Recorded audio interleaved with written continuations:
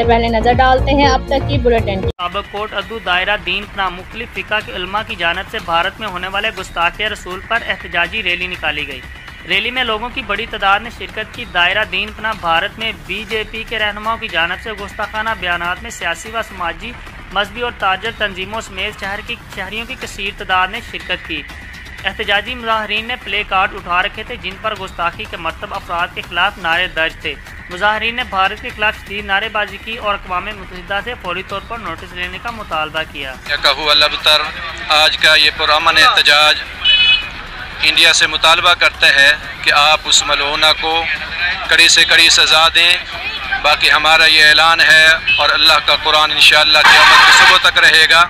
मोहम्मद अरबी की इज़्ज़त हमेशा रहेगी और उसका दुश्मन हमेशा खैब खासे रहेगा। अब्दुल मजीद कासमी रहनुमा जमीयत उलमा इस्लाम भारत की हुकूमत से ये मुतालबा करता है कि अपने कानून के मुताबिक, अपने आइन के मुताबिक सख्त से सख्त उस मुजरमा को सज़ा दी जाए। और हम अपने पाकिस्तान से मुतालबा करते हैं कि उसको भारतीय जो हुकूमत है वो मुतालबा करें कि इस मुजरम को कटहरे में लाया जाए और सख्त से सख्त। जो जिंदगी को फिर से जीना जानते हैं वो सुपर सोचते हैं। सुपर नहीं तो 4G नहीं, जैज़ सुपर 4G।